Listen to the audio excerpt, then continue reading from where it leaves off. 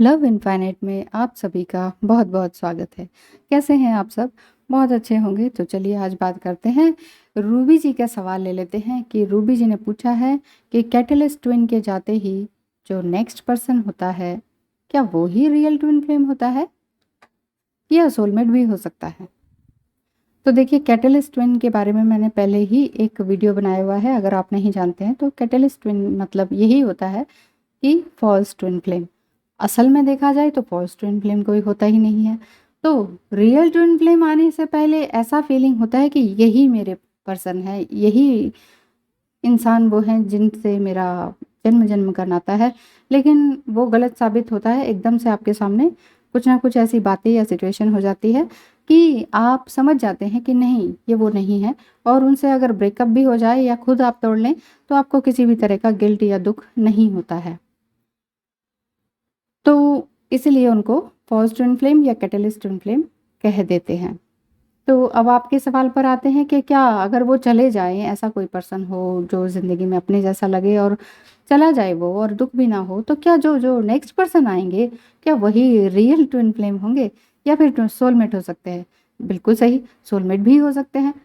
लेकिन क्योंकि इन दोनों का टाइम ऐसा तो नहीं होता ना कि इसके बाद ये आएँगे, इसके बाद ये आएँगे, ऐसा कोई डिवाइन प्लान या रूल नहीं है। सोलमेट भी हो सकते हैं, सोलमेट तो कोई भी हो सकते हैं। ऐसा भी एक वीडियो बना हुआ है मेरी चैनल पर जिसमें 12 टाइप्स ऑफ सोलमेट्स हैं। तो ये सोलमेट्स कई तरह के होते हैं और वो आपके टीचर्स भी हो सकते हैं, तरह-तरह के लोग हो सकते हैं, आपके सिबलिंग्स हो सकते हैं, पेरेंट्स हो सकते हैं। तो सोलमेट ज़रूरी नहीं है कि वो सिर्फ़ आपके लवर हों या फ़िज़िकल रिलेशनशिप उनके साथ हो। सोलमेट का मतलब ही होता है कि जो आपकी सोल को आगे बढ़ाएँ, ग्रोथ करें, दोनों एक साथ रहकर खुश और सैटिस्फाइड फ़ील करें। तो सोलमेट भी आ सकते हैं, ठीक है?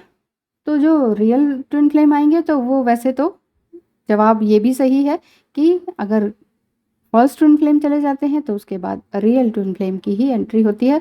सोलमेट भी आ सकते हैं, सोलमेट कोई भी हो सकते हैं। हाँ, अगर आप सिर्फ़ इस नज़रिए से देखकर कहना चाह रहे हैं कि क्या सोलमेट मेरे रोमांटिक पार्टनर या मेरे हस्बैंड हो सकते हैं, तो ये भी हो सकता है। और शादी होने के बाद जैसे अच्छे से शादी चल रही है, घर परिवार बिज़नेस सब सब बहुत अच्छे से चल रहा है, उसके बाद भी रियल ट्विन फ्लेम की एंट्री हो सकती है। क्योंकि अधिकतर आफ्टर मैरिज ही रियल ट्विन फ्लेम आपसे टकराते हैं और आपको ये फ़ील होता है कि ये बंदा तो वही है जिन्हें मैंने पहले कभी देखा था या कभी बचपन में मिले थे। और कभी उस समय तो ऐसी कोई ख़ास फ़ीलिंग नहीं आई थी, लेकिन जब डीपली आप सोचने लगते हैं, अचानक ही शादी के बाद मान लीजिए सोलमेट से शादी हो गई, तो फिर आपको ये फ़ील होने लगेगा कि ये पर्सन जिनको कभी देखा था या 2-3 मिनट के लिए या कभी बात हुई थी या कभी किसी फंक्शन में मिले थे या किसी भी जगह कहीं मिले थे, वो अचानक याद क्यों आने लगे हैं बार-बार? उन्हें तो मैं ज़्यादा जानती भी नहीं। वही इंसान 24 घंटे मेरे दिमाग में क्यों है? वो कौन है? उन्हें मैं कैसे ढूँढूँ? मैं दूसरी कंट्री में हूँ, मैं तो दूसरी सिटी में हूँ, मुझे नहीं मालूम उनका क्या नाम है, कहाँ रहते हैं, मैरिड हैं, अनमैरिड हैं, कुछ भी उनके बारे में नहीं मालूम है। लेकिन वो इंसान मेरी ज़िंदगी में क्यों है, मेरे दिमाग में क्यों छपे हुए हैं? फिर इस शादी के बाद एक ट्विस्ट आता है कि जब आप सोचते हैं कि मुझे सोलमेट तो अच्छे तो हैं, मेरे हस्बैंड अच्छे तो हैं, सब कुछ अच्छा चल रहा है, बहुत टेक केयर भी करते हैं, बच्चों की भी, सबकी भी, किसी भी तरह की कमी भी नहीं रहने देते। लेकिन फिर आपको ये लगता है कि मुझे इनके साथ नहीं रहना।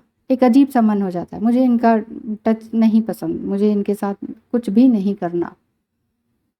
मुझे बस एक तरह से ट्विन के पास जाना है, उनका प्यार पाना है। लेकिन बार-बार यही कहा जाता है कि ट्विन फ्लेम जर्नी में ट्विन को पाना ज़रूरी नहीं है। नाराज़ हो सकते हैं आप।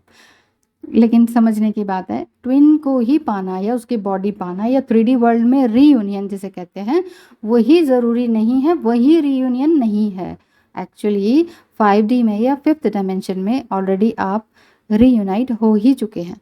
लेकिन यहाँ ज़रूरी नहीं है और यहाँ दूसरी जगह शादी हो गई तो फिर ज़िंदगी तो बिल्कुल ही ऐसी हो गई ना, ना इधर के रहे ना उधर के।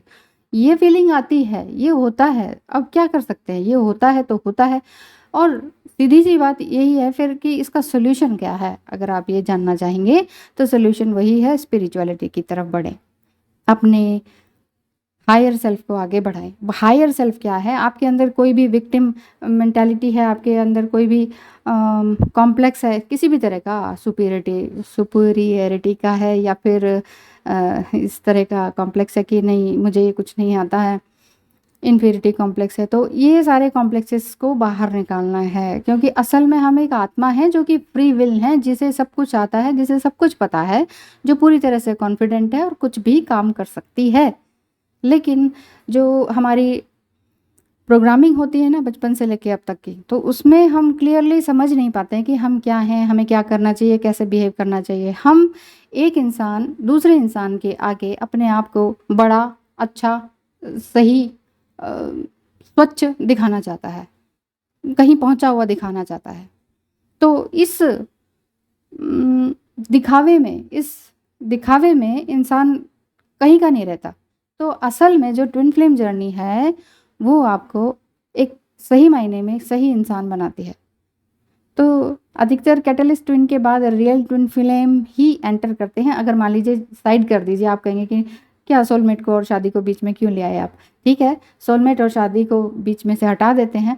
आप अनमैरिड हैं मान लीजिए, तो कैटलिस्ट ट्विन फ्लेम के बाद आपके रियल ट्विन फ्लेम की एंट्री होती है, और उसके बाद उनको देखते ही या सुनते ही आपको एक डीप प्लीजेंट फीलिंग्स आने लग जाएंगी। आपको खुद ही महसूस होने लग जाएगा कि हाँ, यही मेरे ट्विन फ्लेम है।